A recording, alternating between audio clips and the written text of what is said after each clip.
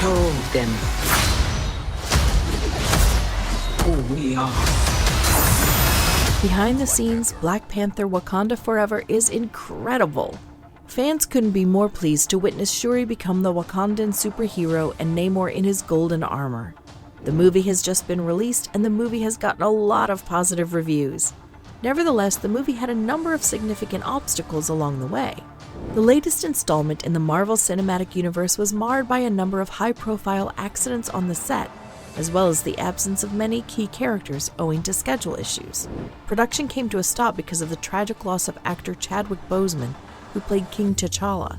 However, it seems like the cast and crew of the film, led by director Ryan Coogler, have created a great film that will commemorate his memory. So keep watching to see behind the scenes. How Rihanna was convinced to make the soundtrack.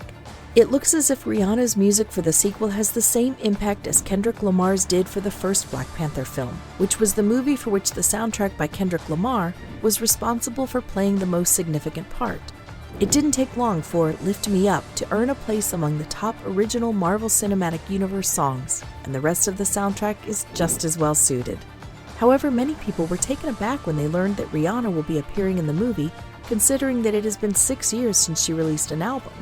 Rihanna reportedly liked what she saw in the post-production phase, as stated by Coogler.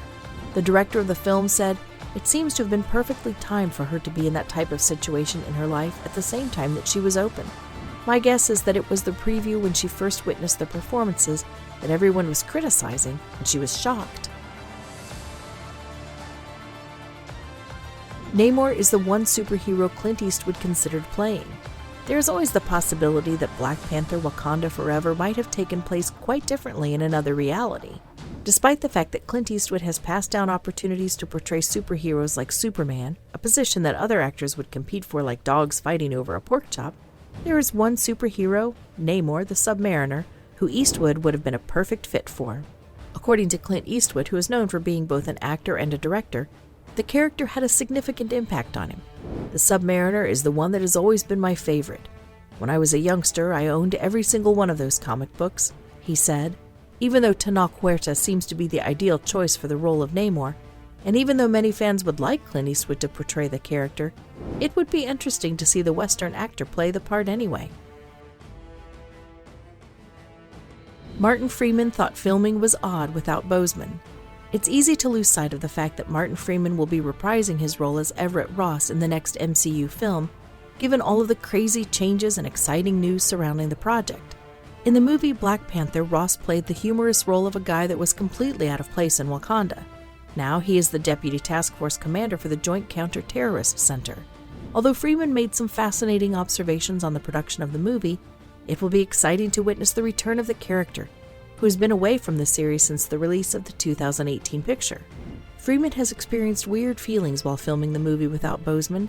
The actor went on to say, "Within that realm, there are still more tales to be told, as well as other wonderful people. I believe, and I really hope, that the movie that we did turned out well. I put a lot of faith in Ryan Coogler." Ryan Coogler almost retired before the film. Chadwick Boseman had a good influence on the lives of a great number of people, as seen by the fact that the entire production cast and crew of Wakanda Forever has been touched by his death in some manner, and this is true twice as much with regard to writer and director Ryan Coogler.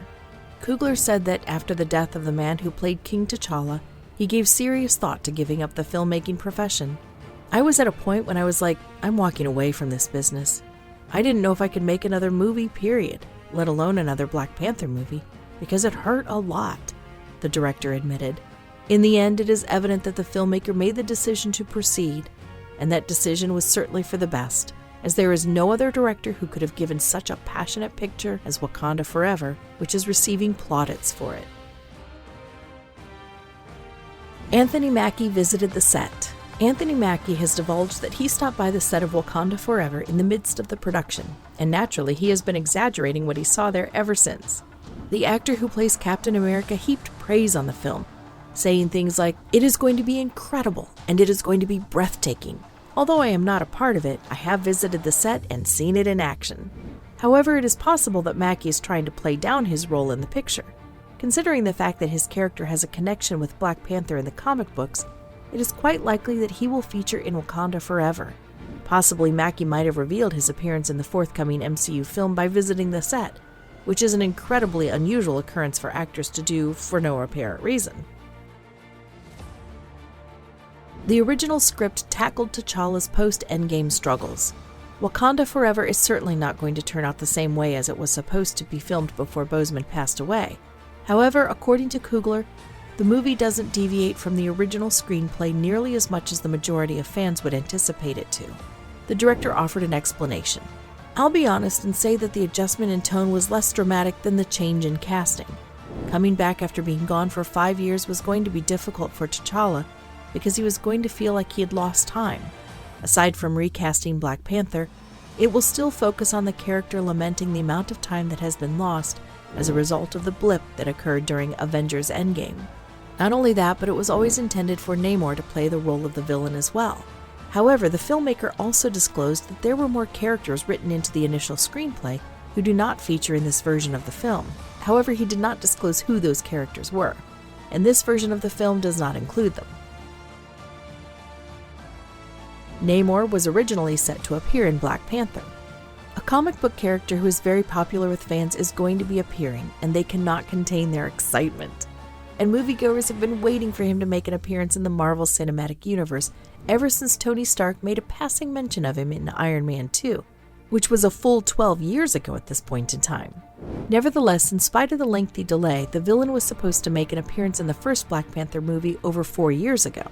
Kevin Feige claims that Ryan Coogler proposed a post-credits sequence starring Namor during the production of Black Panther. The producer elaborated as follows. "At the very end of Black Panther, Ryan came up with an idea for a tag. When we were in Wakanda, the camera would go around the palace, and then we would see muddy tracks coming up to the throne." Daniel Kaluuya didn't return due to scheduling conflicts. Despite the fact that it seemed like Daniel Kaluuya was being set up for a larger role at the conclusion of Black Panther, Kaluuya will not be returning for the sequel. When asked why he was unable to return to the world, Kaluuya blamed schedule issues, explaining that he had to choose between filming the horror thriller Nope or the sequel to Wakanda Forever. It is a well-known fact in the entertainment industry that the phrase scheduling conflicts does not always indicate that performers are working on another project at the same time. It is often a code signifying some form of disputes in artistic direction or tensions on site. On the other hand, it looks as if it was either one or the other in the instance of Kaluuya. However, a surprising cameo appearance should not be discounted at this time. And that's it. Thanks for watching this video. Click the subscribe button and see you in the next video.